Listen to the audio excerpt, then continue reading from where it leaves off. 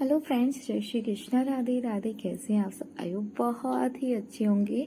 ये मेरे बाबू की वो वाली पोशाक है जो मैंने हरियाली तीज के लिए उनके लिए सिली थी।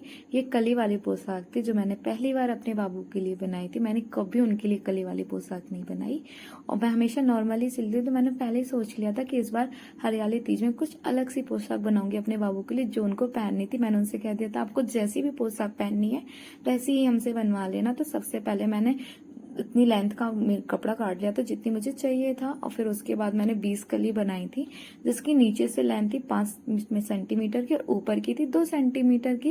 ये मैं 20 कली का बना रही थी। तो सबसे पहले मैंने कपड़े को काटने के बाद बकरम पे अच्छी तरीके से चिपका लिया था जिससे हिले ना और डिस्टर्ब ना हो, सिलने में आसानी सिल जाए। क्योंकि मैं पहली बार बना रही थी तो मुझे कोई भी आइडिया नहीं था, ना ही कोई एक्सपीरियंस था कि अच्छे से सिल जाए।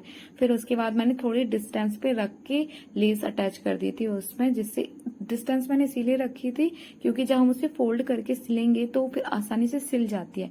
फिर मैंने उसको पीछे से दोनों कलियों को फोल्ड किया आपस में, फिर पीछे से सिलना स्टार्ट किया। तो हम पिथ लेस के सिलेंगे जिससे कली उभर के आती है, मतलब साफ साफ कली नजर आएंगी सिलने के बाद। क्योंकि ये 20 कली का था तो बहुत हैवी लहंगा था तो सिलने में भी डिस्टर्ब, मतलब बहुत बड़ा हो रहा था। मुझे समझ नहीं आ रहा था, मैं पहली बार सिल रही थी तो मुझे कुछ समझ ही नहीं आ रहा था। मैंने अपने बाबू से कह दिया था कि आपको जैसी भी बनवानी है आप बनवा लीजिए, मैं आपको वैसी ही पहना दूंगी। फिर आप हमसे कहिएगा मत कि इस बार सखी आपने अच्छी नहीं सिली। तो मैं पूरी कोशिश कर रही थी कि मेरे मदन गोपाल को पसंद आई ये पोशाक। तो लहंगा तो बनके तैयार हो गया, मतलब कल ही हमने आपस में सिल ली थी और मुझे थोड़ा फ्लेयर चाहिए था हैवी से, इसीलिए मैंने नीचे की लाइन थोड़ी बड़ी रखी और ऊपर की कम रखी और कम के साथ भी मैंने थोड़ा थोड़ा और दबा दिया था जिससे कमर उनकी बिल्कुल फिक्स आए और नीचे का फ्लेयर भी बहुत हैवी हो जाए।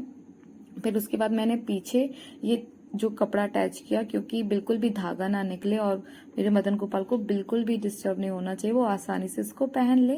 तो सिल के रेडी हो गया था ऑलमोस्ट लहंगा। अब इसमें सिर्फ ऊपर बांधने के लिए एक डोरी लगनी थी। तो सबसे पहले मैंने जो कपड़ा था ग्रीन कलर का इसी का निकला था बिल्कुल प्लेन, फिर मैंने उसको पहले स्टिच कर लिया था। मैं साथ में नहीं सिल पाती हूँ, मतलब कि नेफा डाल के सिलना मुझे नहीं आता, मुझसे नेफा भी सिल जाता है, इसीलिए मैंने पहले अच्छी तरीके से उसको सिल लिया फिर पिन की सहायता से मैं डालती हूँ। तो लहंगा बन के रेडी हो गया था। अब मुझे चोली बनानी थी तो चोली भी मैंने सोचा था कि इस बार कुछ अलग ही बनाऊंगी, लहंगा भी थोड़ा अलग और चोली भी अलग।